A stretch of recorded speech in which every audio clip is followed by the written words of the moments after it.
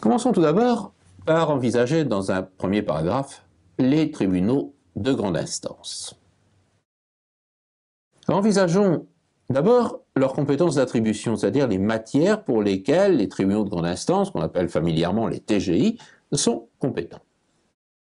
Et il faut tout de suite remarquer ici que le tribunal de grande instance occupe une place à part des autres juridictions civiles du premier degré. En effet, le tribunal de grande instance est une juridiction de droit commun, alors que les autres juridictions civiles du premier degré sont des juridictions d'exception. Qu'est-ce que ça signifie? Une juridiction de droit commun, c'est une juridiction qui a une compétence de principe pour connaître de tous les litiges sans qu'il soit besoin d'une loi spéciale pour lui donner le pouvoir de juger précisément telle ou telle affaire. À l'opposé, une juridiction d'exception, c'est une juridiction qui n'est compétente que pour certaines affaires limitativement énumérées par un texte spécial qui lui donne expressément compétence pour en connaître. Alors, puisque le tribunal de grande instance est la juridiction de droit commun au premier degré en matière civile, ça veut dire que le TGI est compétent pour connaître, a priori, de tous les litiges de nature privée, dès lors que ceux-ci ne sont pas expressément attribués par la loi à une autre juridiction civile. Ainsi, par exemple, le tribunal de grande instance est compétent pour connaître de toutes les affaires de droit civil en général, mais il n'est pas compétent pour les petites affaires, celles dont le montant est inférieur à 10 000 euros parce qu'elles sont expressément attribuées par un texte de loi au tribunal d'instance ou à la juridiction de proximité. En outre, il faut ajouter que le tribunal de grande instance a aussi, dans certains domaines, une compétence exclusive, et cela quel que soit le montant du litige. Alors cette notion de compétence exclusive suppose, pour bien la comprendre, que je vous donne quelques explications relatives aux règles de compétence d'attribution des juridictions. Les règles de compétence d'attribution déterminent les matières pour lesquelles une personne peut agir en tant que demandeur devant une juridiction. Elle détermine donc les domaines dont la juridiction peut connaître par voie d'action, action du demandeur. Le demandeur saisit la juridiction d'une demande, et si cette demande entre dans le domaine de compétence de la juridiction, eh bien celle-ci peut la juger. Le procès, l'instance commence, et le demandeur va alors développer son argumentation. Mais ensuite, le défendeur va à son tour développer une argumentation contraire. Et à cette occasion, il va souvent soumettre d'autres questions au tribunal. Prenons par exemple un contrat de vente entre deux personnes. Le vendeur n'est pas payé, il forme une action en paiement devant un tribunal pour obtenir l'exécution du contrat. Et en réponse, l'acheteur fait valoir qu'il n'a pas à payer parce que, selon lui, le contrat de vente est nul, et il demande au tribunal de constater cette nullité. Alors cette question relative à la validité du contrat dans mon exemple, elle n'est pas soumise au tribunal par voie d'action, puisque ce n'est pas celui qui agit, le demandeur, qui invoque cette question. Non, cette question, on dit qu'elle est soumise au tribunal par voie d'exception, parce qu'elle est invoquée par le défendeur à l'action. Alors, il n'y a pas de difficulté, bien sûr, lorsque la question soumise par voie d'exception entre bien dans le domaine normal de compétence de la juridiction qui a été initialement saisie. Mais que se passe-t-il lorsque la question soulevée par le défendeur n'entre pas dans ce domaine normal de compétence de la juridiction initialement saisie, lorsqu'elle est de la compétence d'une autre juridiction? La juridiction initialement saisie va-t-elle pouvoir juger cette question, qui lui est soumise par voie d'exception, par le défendeur, alors que si la même question lui avait été soumise par voie d'action, elle n'aurait pas été compétente. Eh bien, la réponse à cette question est en principe positive, parce que le principe est que le juge de l'action est juge de l'exception. Ça veut dire que lorsqu'une juridiction est compétente pour connaître d'une demande, eh bien elle peut aussi, en principe, connaître des questions accessoires qui viennent se greffer sur cette demande. Et cela quand bien même ces questions relèveraient de la compétence d'une autre juridiction.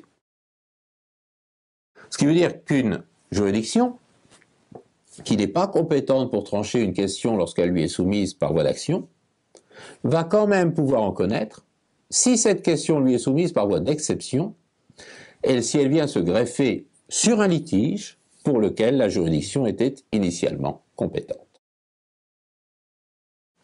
Alors je dis ici qu'elle va, en principe, pouvoir en connaître. Parce que, évidemment, comme tout principe en droit, ce principe connaît une exception. En effet, ce principe selon lequel le juge de l'action est juge de l'exception, ce principe, il ne peut être appliqué que dans la mesure où la question soulevée par voie d'exception ne relève que de la compétence ordinaire d'une autre juridiction. Si l'autre juridiction est exclusivement compétente pour connaître de cette question, eh bien là, ce principe ne peut pas s'appliquer. Dans ce cas, l'autre juridiction peut donc seule juger cette question. Ce qui veut dire dès lors que la juridiction qui a été initialement saisie, elle va devoir, cette fois, surseoir à statuer, c'est-à-dire arrêter l'instance. Elle va surseoir à statuer et renvoyer cette question à l'autre juridiction pour qu'elle la tranche. Et une fois la question tranchée par cette autre juridiction, bien sûr, eh bien, l'affaire reviendra devant la juridiction initiale qui pourra poursuivre son examen de l'affaire. Alors voilà à quoi correspond cette notion de compétence exclusive. Et en ce qui concerne le tribunal de grande instance, eh bien, il possède une compétence exclusive dans de nombreux domaines. C'est par exemple le cas pour tout ce qui concerne le droit des personnes et de la famille. Mariage, divorce, filiation. C'est le cas aussi, autre exemple important, en matière de propriété immobilière. Dans ces différents domaines, il est donc compétent à l'exclusion de toute autre juridiction.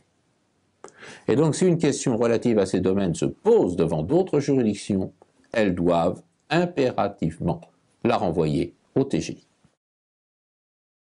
Alors voici ce qu'il en est s'agissant de la compétence d'attribution des tribunaux de grande instance. Voyons à présent quelle est leur compétence géographique, quel est leur ressort territorial. Et en la matière, il y a eu une évolution historique assez importante. Initialement, le ressort territorial des TGI, c'était le district. Car les tribunaux de grande instance ont pour ancêtre les tribunaux de district, qui avaient été créés par la loi des 16 et 24 août 1790. Le district, c'était une circonscription administrative plus petite que nos actuels arrondissements. Il y en avait 545, et chaque tribunal de district n'était compétent évidemment que dans son district. Ce système avait cependant un inconvénient. Il y avait beaucoup de tribunaux et de ce fait, eh bien, disons, un éparpillement et une mauvaise organisation de la justice. Du fait de cet inconvénient, la constitution du 5 fructidor en 3 va remplacer les tribunaux de district par des tribunaux départementaux. Ceux-ci étaient mieux organisés parce qu'il y en avait beaucoup moins, donc concentration des moyens. Mais apparaît un nouvel inconvénient, la justice devient trop éloignée des justiciables. Il n'y avait pas à cette époque, évidemment, les mêmes moyens de déplacement, de communication que ce que l'on connaît aujourd'hui. Alors il a fallu concilier la nécessité d'une bonne organisation de la justice d'un côté, et la volonté d'avoir une justice suffisamment proche des justiciables de l'autre. Et pour cela, une loi du 27 Ventose en 8 va adopter une solution intermédiaire. Elle va remplacer les tribunaux départementaux par des tribunaux d'arrondissement. Et ce système va ensuite être maintenu par la loi du 20 avril 1810. Les tribunaux d'arrondissement gardent le même ressort territorial. La seule chose qui change à l'époque, c'est le nom. Ils prennent le nom de tribunaux civils. Et jusqu'en 1958, il va y avoir ainsi un tribunal civil par arrondissement. Ce qui montre que pendant très longtemps, le système a donc été jugé satisfaisant. Toutefois, avec le dépeuplement des campagnes au profit des villes, qui va se produire au cours du XXe siècle, un nouvel inconvénient va apparaître. En effet, ce phénomène démographique va avoir pour conséquence que dans les campagnes, les tribunaux civils ne jugent plus souvent qu'un nombre assez dérisoire d'affaires, tandis qu'au contraire, dans les grandes villes, les mêmes tribunaux se trouvent surchargés, sans pour autant toujours disposer d'un personnel suffisant. Or, en 1958, les moyens de communication sont devenus tels qu'il n'est plus nécessaire d'avoir systématiquement un tribunal civil par arrondissement. Et c'est pourquoi une ordonnance du 22 décembre 1958 va mettre fin à ce système. Elle va remplacer les 351 tribunaux civils par des tribunaux de grande instance dont le nombre n'a plus été ensuite que de 181. Ultérieurement, ce nombre va être réduit.